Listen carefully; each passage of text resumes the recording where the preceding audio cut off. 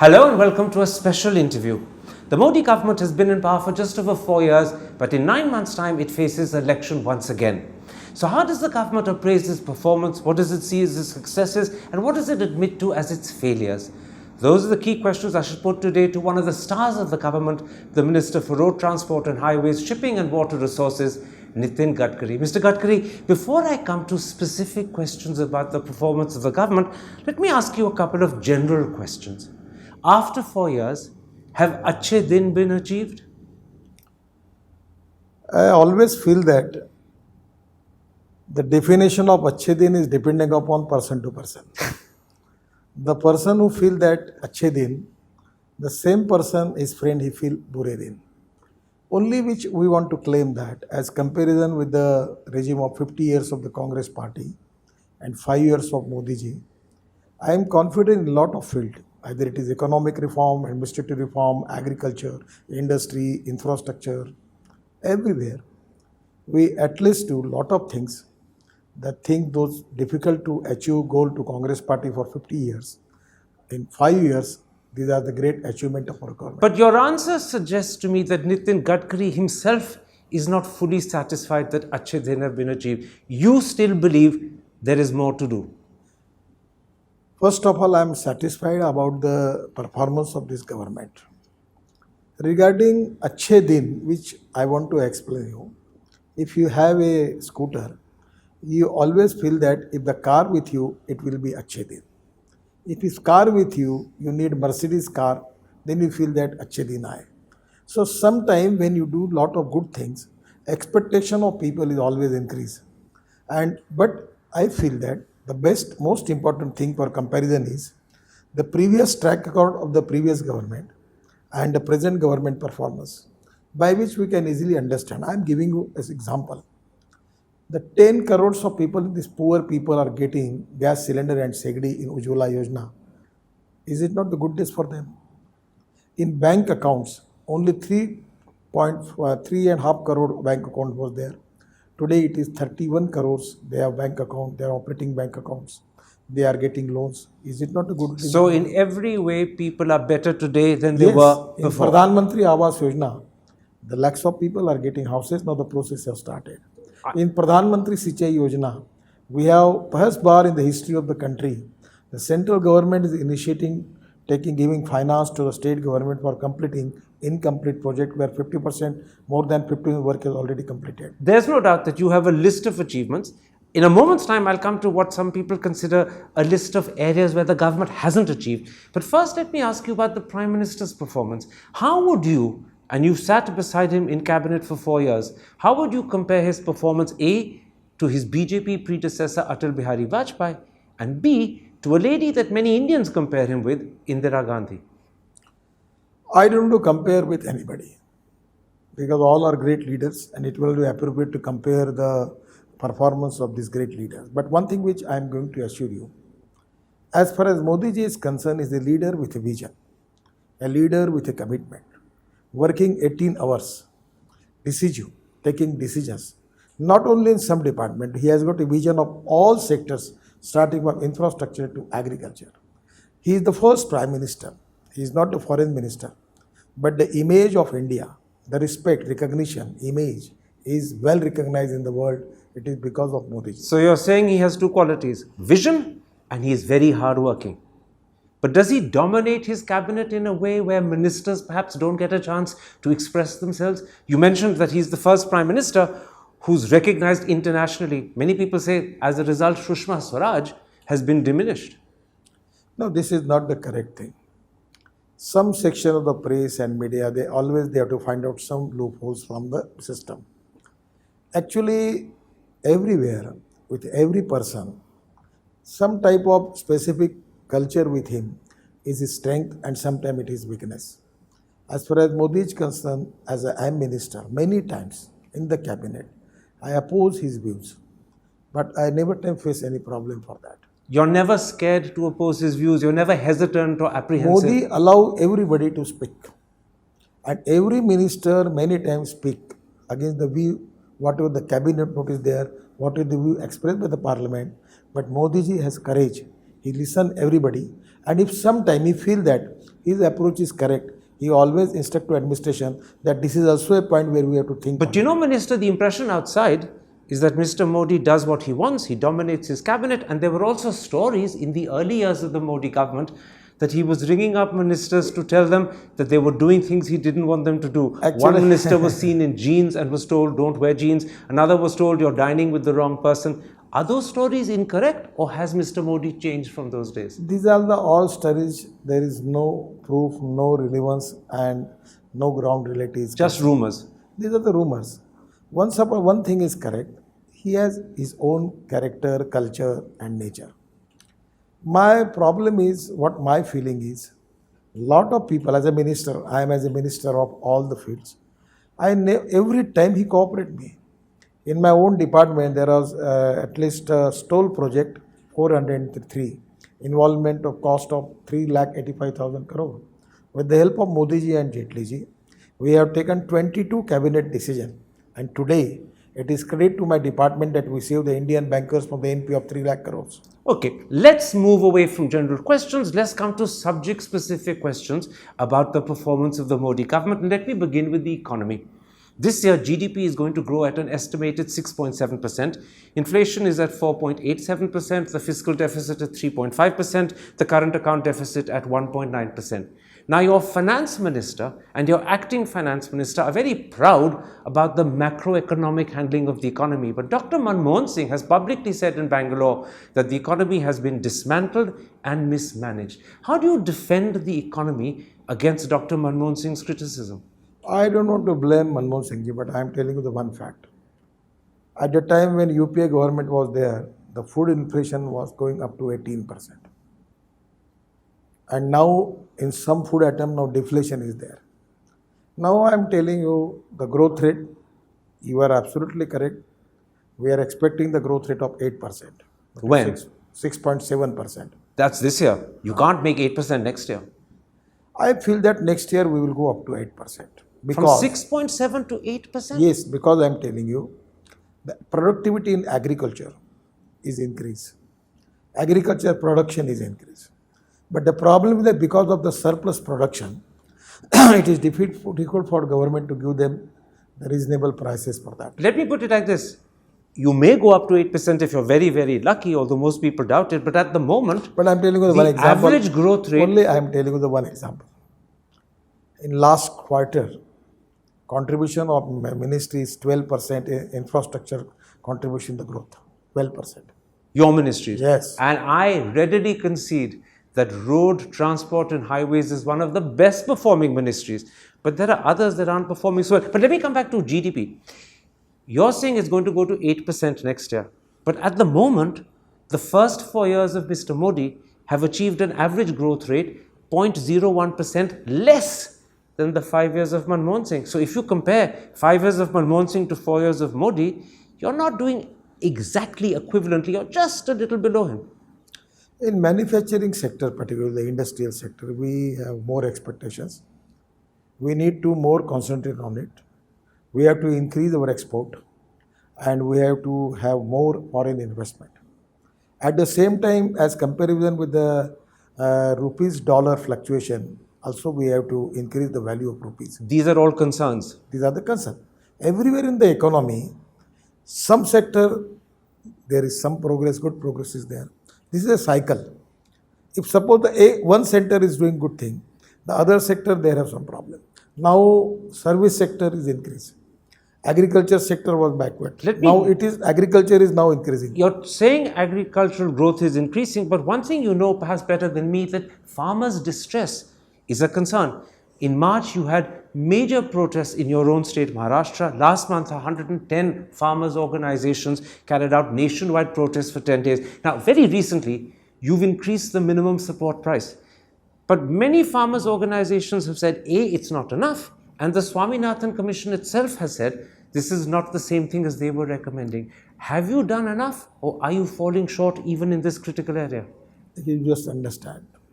From the independence first time in the history of the country, in which the MFC price, we are giving 1.5% more. Is it not a great achievement? But that's 1.5% of A2 plus FL, 1.5%. not C2, not C2. The Swaminathan Commission had recommended 150% of C2. You've given 150% of A2 plus FL, which is lower, considerably lower. I feel that whatever the decision taken by the government, some opposition parties, some section of people, they are not satisfied. Somewhere there is a reason for actual, there are some expectations are more and they are serious and sincere. Somewhere there are objections because of political reasons. Now the political party, those who are opposing Modi ji and our government, we never expect that they should recognize us because that is not possible. There's no doubt. Your critics won't praise you, but nonetheless, let me raise a second area of concern, and that's jobs. And as a politician, you know that there is a hunger for jobs in India, and you know that better than me. The Modi government was elected promising 10 million jobs a year. Recently, two significant arms of the government, the Vice Chairman of Niti Aayog and Surjit Bhalla, member of the Prime Minister's Economic Advisory Council, have claimed that between 6 and 15 million jobs were created last year. But the Center for Monitoring the Indian Economy says no. Large sections of the pink paper say no. The opposition says no. And many people say the government is confusing between creating new jobs and formalizing jobs. When you rely on EPFO figures, that is formalization of jobs, but not new jobs. So are you creating enough new jobs? Actually, jobs is very important issue for our government and for the country also. The way in which the population is increased, naturally the more job expectations are there. Is the population increasing too much for jobs to be sufficiently That is created? not I am going to argue, but I give you the reason. I feel that the way in which we have taken the decision, even in own field, in Sagar Mala, Bharat Mala, road sectors, up till now we have sanctioned the contracts for more than 10 lakh crores. Now our budgetary funds allocation is not more than 3 lakh crore. But the 7 lakh crores which we are going to giving contract, this is raised from the private sector. And these will all create jobs. 100%. But will you Now achieve 10 million? I am giving a single example. In the construction machinery manufacturing sector is now increased by double. Cement industry, out of 40% cement is purchased by my department. 40% of cement production is purchased by my department. Now in construction, road construction, shipping, ports, within the way in which we are developing the infrastructure, even in railway also we have started taking a lot of new initiative. The power sector, the first time in the history, at a time of UPA government, total power sector was collapsed. Coal sector was collapsed. Now the first time the situation is changed. But then if the situation is changing in the sweeping way you're suggesting, why is there a hunger for jobs still? Why are people concerned that not enough jobs are being created? And why do people say that when the government quotes EPFO figures, it's confusing between formalization of jobs and creation of new jobs? Why are people saying this? You just take it from me. There are some people, some leaders, some institutions, some parties, they are permanent critics of government. It is because of their political, because I was also in opposition party. I say the benches are the same. When you going on that bench, you have to speak the same language. If the opposition party cooperate and giving thanks to the government, the media will indicate that this opposition party is managed by the ruling You're party. a master politician, Mr. Gadkari. What you're saying is don't accept what the opposition says, because when I was sitting in the opposition place, I was saying the same thing about Manmohan Singh. Unfortunately, it is the fact. This is a game politicians play with each other. No. It is the obvious political. Politics is a game of composition, limitations, and contradictions. In the public scenario, there are politicians who have courage to recognize and respect the work of opponent. There are some political party and the people, they have courage. But most politicians majority, criticize. the large of the people, what if Modi ji is taken a golden polish to the houses also, they will say still it is not the gold. So they can talk it because they have decided their agenda. Before the budget, they write their reaction. Because their mind setup is fixed. Let me then ask you one more question about the economy, and this time I'll come to an issue where perhaps not just politicians, but a large section of the country has serious concerns. I'm talking about what is perhaps the most controversial economic decision your government has taken, demonetization. Now, it was initially done to tackle counterfeit currency, terror funding, and black money. Later, the Prime Minister added that it would also diminish the quantity of cash in the economy. On practically all those four counts, it hasn't achieved very much. And increasingly, there are people who say not just that demonetization has failed, but that it was a mistake to begin with. How do you defend demonetization against its I'm critics? just telling you only two things. After GST and after demonetization, the number of taxpayers are increased. The tax we are receiving is increased. The more transparency is there. Now the corruption cases, But can there is I also a lot interrupt? of improvement. Wouldn't those taxpayers anyway have increased? Isn't that just part of the normal secular increase that happens every year? Can you really claim that there was a disproportionate increase because of demonetization? Because of GST, you just take the revenue record.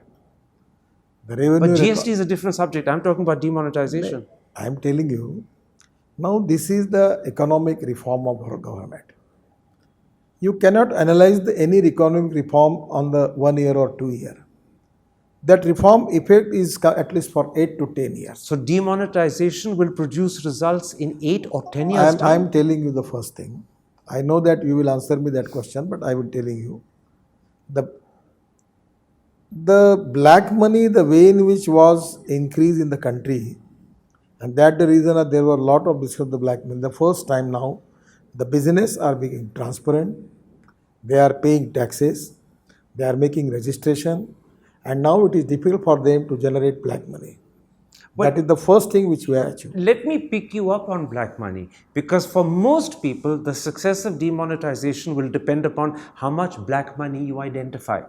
Now, you know that initially the Attorney General told the Supreme Court between 4 and 5 lakh crore would be extinguished. In the end, 16,000 crore is all that didn't come back. Then the Finance Minister has said that 18 lakh bank accounts are under scrutiny. Now, for those bank accounts to be scrutinized, the money to be identified, declared as black, means you'll be going through legal processes, it will be contested, the process will go on for not just years but decades. You will not produce any black money before the next elections. You just understand. 18,000 bank accounts which are under scrutiny. 18 lakh. 18 lakh. Now what is the amount is there? And the black money which was not in the system, now people deposited that money into the system. But you have to prove it's black. It may be 100%, deposited. 100%. But proving it means you'll be contested in court. It will go all the way to the Supreme Court. It will take years. In a democracy, this is the method. We don't have any shortcut for that. You have to prove that. But it will take 8, 10 years, as you suggested. It could take 15, 20. First of all, the first result is that now people there are a lot of alertness is there. Now no one want to do the black money, the number 2 transactions, because they are cautious. The government is now taking the stern action. Now the first thing, the system of black money is now stopped. On large scale, it is stopped. Let me ask you another question about the economy before I move to another subject. The great economic reform that the Modi government was going to do was privatization of Air India. And it failed. Absolutely no one expressed any interest. And I want to ask you a simple question. Did it fail because the government set the wrong terms and conditions? You wanted to keep 24%. People didn't want a government to own 24%. You're a businessman. Who wants to buy an airline where government directors will be present? First of all, you kept the debt at 34,000 crore and you didn't let the new owner reduce staff, and Air India with over 11,000 is the most overstaffed airline in the world. So were the terms wrong? Was it not properly thought through? Is that the problem? First of all, I feel that I have to correct you. Arun Jaitley ji, under his chairmanship, I am also a member for this investment committee. It is not on the record. We have just completed disinvestment of 1,25,000 crores. Is it not an achievement? As far as the Air India case is concerned, the present atmosphere is not good. Because of the hike in fuel price, today the economic position of the airlines is not good. One thing is very clear, there is a 22% growth in the passengers. Our private airlines are doing good business. But because of the cost which is increased in the fuel, that's the reason that now people are in the mood of expansion. Now I am telling you. Are you saying it's only because I am telling you about Air India. We have fixed one policy. We are not taking it as a rigid policy. We are talking with the people. So you can change the terms. 100%. In other words, we will go for you new. could 100% privatize. You understand? First of all, our basic interest is that 51% of ownership with Indian company. Because as a sensible Indian, we feel that we should not give Air India to anybody. That I understand. But why do you want to keep 24% with the government? 100% privatized, you'll get more people willing. I am giving you an example of one good example in the history of this country. In Bajpayee's government, Hindustan Zinc was a company in Udaipur. That company was disinvested with 400 crore and giving to Anil Agrawal's company. Now today, that company's the equity in that company is 26% of government of India and other investment with the private company. Today, the company is worth 2 lakh crores. But sir, So our government of India worth is now 55,000 crore. but there's a, I'm big, giving you the there's a example. difference between I Hindustan am telling Zinc and you, Air India. Air India has losses of 34,000 crores. You just understand what the idea is. Now presently Air India is in losses. You are correct. So share value is very less. After giving it to a private entrepreneur, we will increase the profit. If the position is good, we will increase the cost of the value of the share, and by which we are getting our money back. In theory, it works. But the problem is, at the moment, no one wants to touch Air India. A, because the government wants to keep 24%. B, because it's got losses of 34,000. And C, because you've made it difficult for them to get rid of the staff. And it's an As far overstaffed as the airline. staff and the loan is concerned, we are ready to change lot of things. That is not the problem. The basic problem is because of hike in fuel, the Indian aviation companies are today facing lot of problems. They even you give any proposal to them. I'm just not because of these three reasons. Any proposal prepared by your suggestion, suppose if it is there, still the people are not in the mood to purchase So Air Air India. India cannot be privatized before No, 2019. it is the reason that you have to wait for some time. When the fuel price, today's rates are very high. After getting the reasonable rate for the fuel price, the profit will be increased, share value will be increased, and professional partner will be there. And I am confident we will get a good partner for that. Let's at this point move away from the economy. Let's come to two other areas of concern, and I'll start with Kashmir. Most people in India are very concerned about the situation in Kashmir. You attempted to create a government with the PDP, it collapsed. Will you accept Kashmir today is one of the most worrying problems you face, and you aren't sure what to do about it? You're experimenting, you're trying different things, but you don't have a clear strategy. First of all, Kashmir is not a problem which is coming after Modi ji taken charge as a Prime Minister. It is an old problem. It's a crucial problem. Hasn't it got worse in the last 4 years? No, I don't feel that. Now, as a government, in my own ministry, we are executing the work of 60,000 crore in Kashmir. We are making tunnels, roads, dams, and hydropower projects. Now, the problem is that, Can I interrupt there a moment? yes, One of the reasons why people say the situation in Kashmir has got worse is because since 2014, terrorist incidents have increased by 160%. The number of local Kashmiris joining militant groups has doubled. Today, by some counts, one Kashmiri boy joins a terrorist group every third day. And the number of active militants has trebled.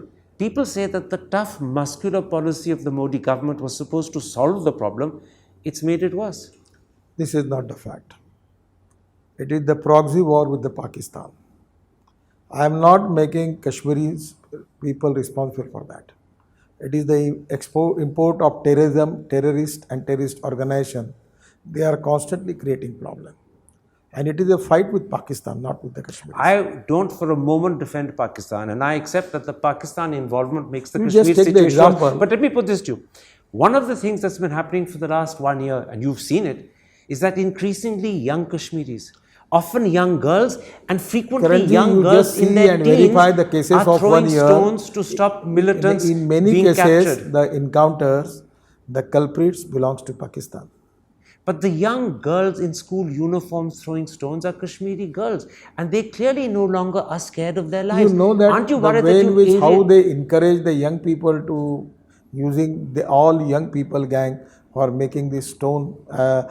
You know that what are the logics and how the people manage it and what are the conspiracy But and all Sahab, these things. are you really saying that the majority of the young people, many in their teens, 11, 12, 13, who are throwing stones, are Pakistanis? No, I am not telling that. But the brain behind all this thing is Pakistani. Every encounter, the death, the people belongs to Pakistan. And it is the planned strategy of the Pakistan to create problem in Kashmir on the basis of religion. Let me reverse We the... try sincerely on our level best to establish the government which is very much committed for the progress and development of Kashmir. Let me We reverse have the spent question. a lot of budget for them to create confidence in the mind of the people. Let me reverse the question. I will accept what you say, that it is under Pakistani influence that young children who are 10, 11, 12 are throwing stones.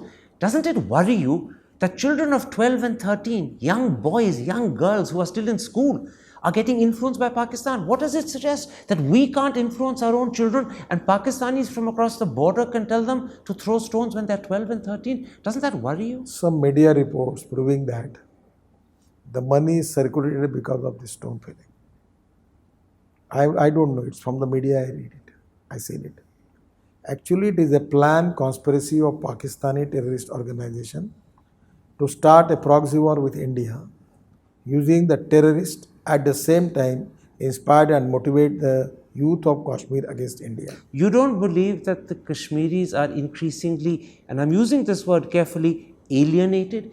That in a sense, we've lost an emotional link to the Kashmiri people? I feel that as our government, the way in which we are giving justice to them for the development, creating tunnels, projects, creating employment, creating development, creating skill development, engineering, IIT, I feel that this is the appropriate time.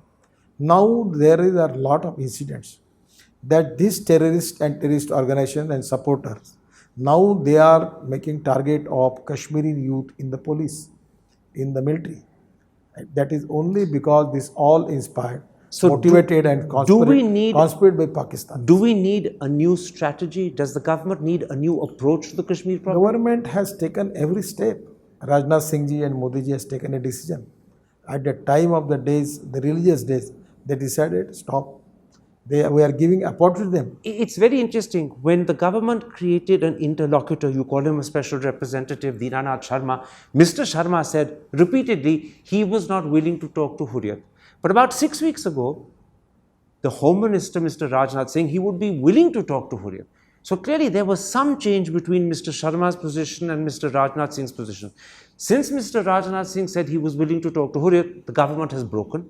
Now the government is run through the governor, which means it's run through Delhi. Is this a moment when you can begin some means of effective talking to the separatists? This is the indication of the maturity of Rajnath Singh ji, that we are ready to talk with anybody to find out the way out. Because our basic priority is to find out the solution for that. And that's the reason that we are very much familiar making compromises, changing our views and trying for peace, particularly in the area of valley. That's the reason that we are discussing the issue, we are convincing them, we are trying to convince them that this is we are very much committed for the development of Kashmir. Poverty and unemployment is a big problem. Can I ask you this? You have 9 months more before you face elections. Will the Kashmir situation be any better than it is today? Because today many people are genuinely worried about Kashmir. I feel that due course of time the position will be changed. When you say due course of time, how much time? It is not. Is this like demonetization that could take 8-10 years to produce results? No. Within 6 months we will get good results. Within 6 months? The way in which the Rajnath Singh's approach is there, the way in which we are trying to start dialogue with the people, the way in which we are convincing the people, the way in which we are committed for the progress and development of Kashmir, creating confidence in their mind, trying to making good relation with them. That is the reason that we have formulated the government there. Our intentions are honest. We are committed for progress and development. And it is, as far as the Indian government is concerned, we are very, very cooperative. We want to try to find out the way out. We are discussing the issue. And I feel that in due course of time, 100% we will be positive, we will get good results. Let me bring up another area of concern. It's the government's handling of critical constitutional institutions. All the opposition parties have said that you have wrongly been dismissing governments in Arunachal Pradesh and Uttarakhand. You're stifling the voice of the opposition parties in parliament, particularly in the Rajya Sabha. The collegium is upset with you because you have held back promotion or transfer of judges to the High Courts and Supreme Court. The press says that you politicized the Election Commission and investigative agencies. People feel that the Modi government is brutal in its treatment of institutions. First of all, these are all baseless charges. Completely? 100%. Actually, it is the planned conspiracy of Congress party and some political group to create nuisance and pressure on judiciary. And it is very unfortunate. You mean the judiciary has fallen into That's a the Congress reason trap? that's the reason that in Rajya Sabha they have decided to start action against the Chief Justice of India. It never happened. Have you forgotten Even what the Justice Thakur said? He cried when he said that promotions and elevations are being held up. Justice Thakur cried, remember? I feel that we need good cooperation, coordination between the government and judiciary. And it is a time for the country to think about that how we can make a good relationship between the two. As per our constitution. Can I make a suggestion? Yes. One of the things that has caused upset in the collegium is the fact that your government has held up the promotion of Justice K.M. Joseph, the Chief Justice of Uttarakhand. Now, I know the reasons that the law minister has given. You know the reason? But they and haven't after worked, that reason, but they still haven't you want worked, to support that case? But they haven't worked with the collegium. The collegium remains upset. They haven't worked with the media. They haven't worked with the opposition. And most people say that the real reason is you're taking revenge on Justice Joseph because as Chief Justice of Uttarakhand, he overturned the dismissal of the Uttarakhand government. It's totally baseless. Actually, already our law minister very, very clearly clear the facts. Now, you have decided that whatever the facts cleared by the government or the government minister, they are all false. And the charges which are making from the different political group, they are correct. It will be never to be a good thing. Not for a moment would I say that the arguments made by the law minister are false. They're not false at all. His facts are correct. But his facts don't actually build a case in his favor. He said Justice K.M. Joseph is 42 on the list of seniority. Ruma Pal was 70 when she became a member of the Supreme Court. Kapadia and Bala Subramaniam were 38. The second point made by the law minister was that there are already too many people from Kerala. There's only one more, and that one more retires in November. And then in November, there will be just one. Now, the Supreme Court today has 5 from Bombay, your home High Court, 3 from Delhi. If that's not excessive, why should 2 from Kerala be excessive? I feel that it will not be appropriate to link this matter with the state, the capital, the caste, the religion, the sex and language. In the court, we need justice. Independent, impartial and fair judiciary is the strength of our democracy. As a political government, we don't want to interfere into But it was your law minister who was linking it to region. When you are making allegation, he has no option to open and clear the facts. It is unfortunate that it is time to come to him to clear the things. Let me bring up another example, not this time from the judiciary, another example of how you have perhaps mishandled institutions. It's Karnataka. Your government established the principle in Goa, in Manipur and Meghalaya that if a combination of smaller parties together has a majority, they should take precedence over the single largest party. That was your precedent in Goa, Manipur, Meghalaya. What is wrong in Goa? In Karnataka, what is the wrong in Goa? Then the majority of it the was MLA completely right in Goa. supporting the Manohar Parrikar, we formulate a government. But you didn't practice Goa and Karnataka. That's what I'm saying. In Karnataka, you went back to the first party principle when you didn't have a majority and you knew you couldn't create a majority. And I'm saying, with hindsight, can you be honest enough to say that Karnataka could have been better handled? Actually, I am not related to the subject and it will not be appropriate to make any comments on it because the decision from the governor. And actually in governor... You're an honest minister and I will accept that. You're an honest minister and I will accept that. I will applaud you for saying you don't want to comment on a subject that you don't know. Let me leave that subject. But actually the decision of the governor, I feel that we should respect them. When the decision of the governor was first to call on the BJP, then when the BJP changed, he called upon this. As per the constitution is concerned, Kumaraswamy. there are the governor discretion power by which he is supposed to take the decision. On the basis of common sense and his feeling he is taking the decision, we should respect the governor. That is my honest feeling about this case. except that which decision of the governor do you want to respect? Calling upon Kumaraswamy or calling upon Yediyurappa? Because he did both and you're laughing. And I know that you're a superb politician who has the capacity to say both things at the same time. Let me not embarrass you further with this. Let me come to another area of concern. It's to do with the mood of the country today.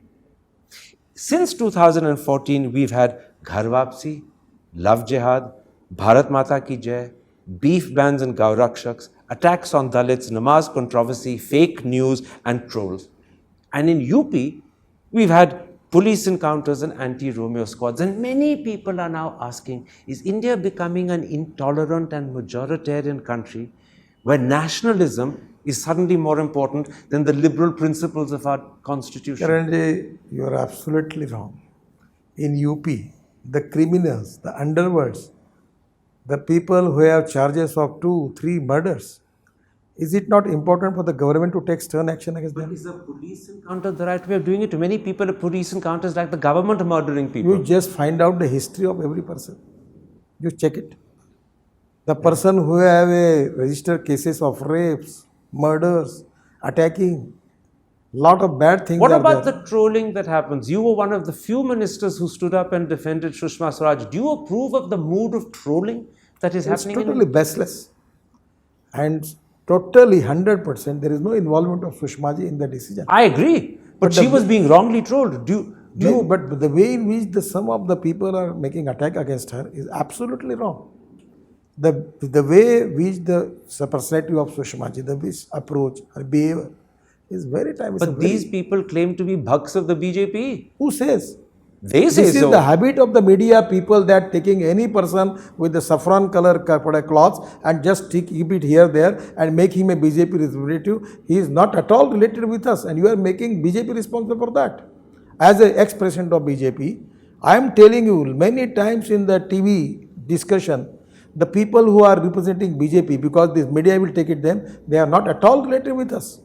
It is a planned So conspiracy you against have the BJP. no connection with these trolls? 100%. None at all? Not at all. So all those who claim that these are BJP bhaks are wrong? Who says? Who says? It's in the media almost every day. Totally, they are making the role which they want to create confusion. Okay. What about something else?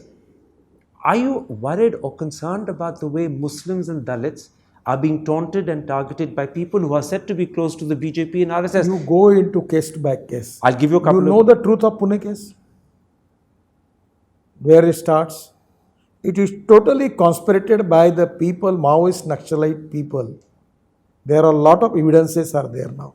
And actually you know that the Dalit organized leader making charges against Sambhaji Bide, his telephone, his record, he was not there. You are making false allegation. Now I am telling you the theory. There is a planned conspiracy of BJP opponents to create fear in the mind of Dalit and Muslims. Because vote bank politics. And they are creating that fear very successfully. Why they are creating? Because they are annoyed for the BJP government. And that is the reason that they are creating confusion, fears. And fear is the capital for Congress So party. you're saying to me that this fear that is being created in the minds of Muslims and Dalits is being wrongly and falsely It created? is a politically planned strategy. And you're saying to to me defend that, BJP. and you're saying to me the BJP has nothing to do with it? 100%. Then let me Because let me give you 4 examples. Forgive me, I'm interrupting you, but let me give you 4 examples. I'm going to quote to you what BJP MLAs and MPs have said just this year about Muslims. And I'll happily name the MLA as well. In January, a BJP MLA in Rajasthan, Banwari Lal Singhal, said the way the Muslim population is increasing, the existence of Hindus is in danger. In February, a BJP MP from UP, Vinay Katiyar, said, Muslims got India divided. What is the need for them to live in India? They should either go to Pakistan or Bangladesh. They have no business being here.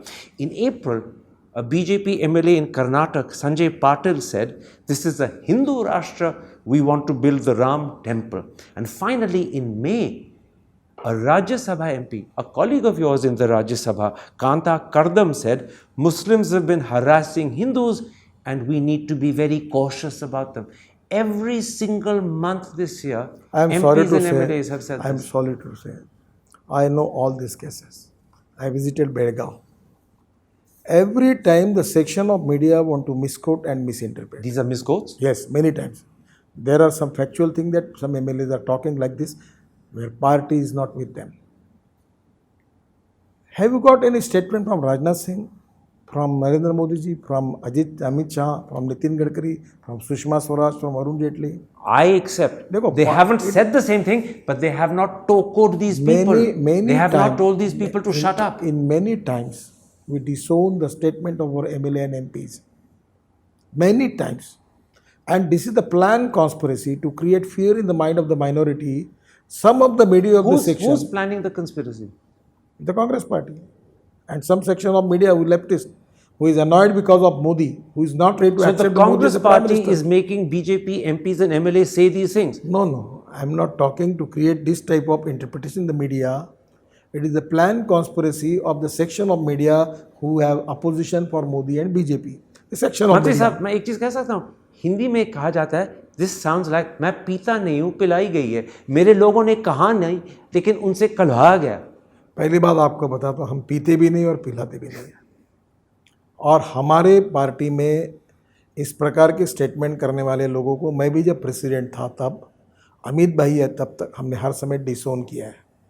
हमने publicly When you डिसोन were किया. president, the BJP never spoke like this. It's after you stopped being president, it's after Mr. Amit Shah took over that these voices are being heard. Sir, It ये- never happened in your ये time. उनके साथ भी अन्याय करना होगा. Many times I discussed with Amit Shah, we disown the statements. We have a lot of different type of leaders from top to bottom. Thousands of leaders are there, MLAs are there, MPs are there. Some of whom are irresponsible at times. 100%. If the people who are being responsible, the party is not with them. We every time clear that it is an individual opinion. Party is not. It is not a party's opinion. I'm very happy to hear you say that And now these I'm are talking about irresponsible Go people Rakshak. and you're not with I'm them. talking about the Go Rakshak. Many times, these saffron clause people, you name is as Go Rakshak, they don't have relation with Vishwa Hindu Parishad, RSS and BJP. So they are frauds. And the media presenting them that they are the representative of BJP, RSS and Vishwa Hindu Parishad. They are not your representatives. You have no 100%. connection with them. I am a responsible leader. You of dissociate BJP. yourself. Yes. Dissociate Many yourself. times the media is now planning to create the picture in the mind of the people that these all culprits are belongs to BJP, RS and Vishwa Hindu Parishad. You know, I'm hearing a very clear voice from Nitin Gadkari. Very strongly, you've dissociated yourself from these people. You Sir, made it clear you have nothing to do with we- it. Let me finish. I wish the Prime Minister spoke like you. The problem is when Muslims and Dalits are being attacked, or when there are terrible rapes happening in India. You remember the people statement often of the say, Prime Minister at the time when the Gorakshak attacking? I you do, remember? and what I remember. Is it not the statement from the Prime Minister? Eventually he spoke. Mark my words, sir. Eventually he spoke. But many people When he felt, spoke, then many it is people felt eventually. it was too little, too late. It had been dragged out of him. Actually, it is in the system that every time we are not expecting the statement from the Prime Minister. When Gauri Lankesh happened, he had nothing to say.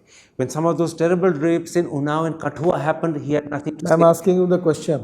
When the RSS people attack, when the Vishwa Hindu Parishad people murdered, when the terrorists taking lot of action against our leadership, they make the murder, all the things, they're taking law into the hands.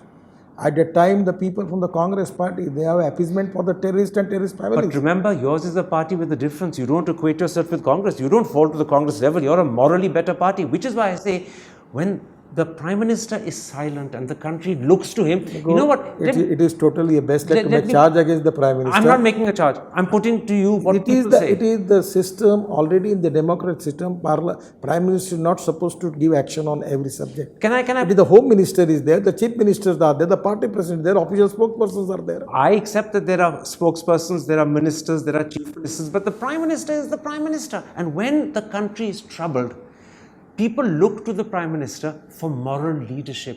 And when the Prime Minister doesn't speak, many people ask the question, and I'm putting that question to you: Does When Mr. he Modi, speaks, you are asking the question, the why Prime Minister is speaking. does Mr. Modi lack moral leadership, or is he reluctant to exercise it? Is he, sometimes people say, quiet because he will be offending people who are potential supporters of the BJP? First of all, Modi ji and BJP don't want to play the politics on the basis of caste, creed, sex, region and religion. We are crystal clear about it. Our concept of democracy, concept of Hindutva is totally different. We are not against minorities. We are not against scheduled caste. We feel that we are part and parcel of one मैं family. आपको एक मिसाल दूं? And I don't mean to make trouble between you and Mr. Modi, but when Sushma Swaraj, one of the most senior members of the government, was being attacked by these horrible trolls, you spoke out in public, loudly, clearly, effectively, and forcefully. To this day, the Prime Minister hasn't said a word in defense of his foreign minister, and people say, why? He should be defending her. You did it. You had the Equally, strength our to Home do it. Minister He kept Rajnath quiet. Singh, Home Minister Rajnath Singh, But the supports Prime Sushma Minister ji. didn't speak. Ex-President of BJP Nitin Gadkari supporting Sushma But ji. the Prime Minister silent and not saying a word. No, I feel that this are going to create unnecessary misimpression about the Prime Minister. Prime Minister is the equally support of Sushma ji. And Rajnath Singh ji and me, always we are when speak, it means that we are the representative of the Prime Can I Minister give you one more? who is supporting Can I give you Sushma ji. one more example? And again, I'm not making mischief about the Prime Minister, but when Gauri Lankesh got killed, and it was a murder that shook India, it was discovered that the Prime Minister was following on Twitter people who were applauding her murderers. Forgive me, I'm not being rude. In one instance, the Prime Minister was following a troll who actually called Gauri Lankesh Kutia. And when people said, why is the Prime Minister following such people? Amit Malviya publicly defended the Prime Minister's right to do so, which is why people say, why does the Prime Minister follow these people? Now I am telling you one thing regarding the murder of Gauri Lankesh. Now the main culprit is now in the custody, police custody. He is not at all related to BJP, RSS, Vishwa Hindu Parishad. But the section of media always create an impression that this is murder is sponsored by RSS, BJP, Vishwa Hindu Parishad. Is it justified? It is the agenda of the some people to defend BJP and Modi ji. Unfortunately, This is once again the Congress conspiracy you've been talking about no, earlier. I'm not talking. There is a section of people in media and politics, those who have hatred for BJP and Modi ji. They never tolerate Modi ji as a prime minister.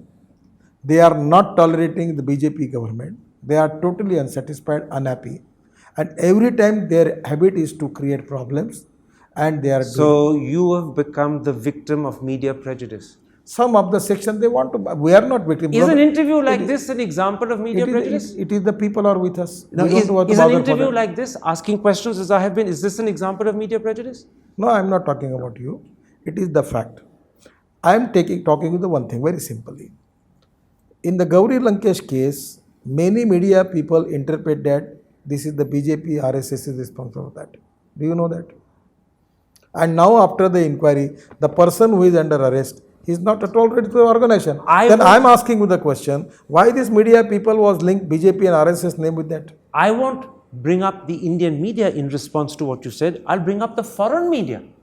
I'm going to quote from two of the world's most highly regarded newspapers, the New York Times and the London Times. On the 16th of April, the New York Times wrote about Mr. Modi, he has exhibited a pattern of silence and deflection that is deeply worrying to anybody who cares about the health of the world's largest democracy. Exactly 1 week later, on the 23rd of April, the London Times said, he has been complicit in a culture that minimizes the very existence of these crimes, the crimes being the horrible rape in Kathua and Anua. Now, if two of the world's These are most... all controversial cases. These are in the state governments. It is very difficult. These are the bad cases. Unfortunate. But now how is the Western media how we prejudiced? can make Modi responsible for that? But the Western media, are they prejudiced? I am not making allegation against anybody, but I am asking you the question. If anything happen into one district of one state, how you can make Modi responsible for that? He's definitely not responsible. In no way is he But the personally way in which responsible. some of the But people are it's his- making him responsible. But it's his silence and his refusal to speak that makes people feel that he doesn't want to offend those who are his supporters, who are responsible. What my request to you? You aren't like that. There is always a group of people, I am not blaming all, they are very much annoyed because of Modi ji became a prime minister and BJP rule. Before the election, their agenda was same.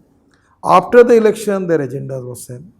They are grassroots hatred for the BJP, RSS and Modi. And that's why they are picking and targeting Mr. Yeah, Modi. many times, because in the different cases in the different states, these are the cases are unfortunate and bad.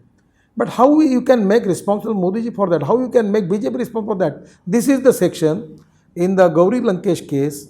There are many media people, they make RSS responsible for that, BJP responsible for that. Now after the inquiry, the person who is under the custody, he is not at all related to BJP and RSS. So you're saying to me, Mr. Gadkari, that questions about Mr. Modi's moral leadership and people who say that he doesn't exercise it or he won't show it are mistaken and wrong, that they are based on prejudice.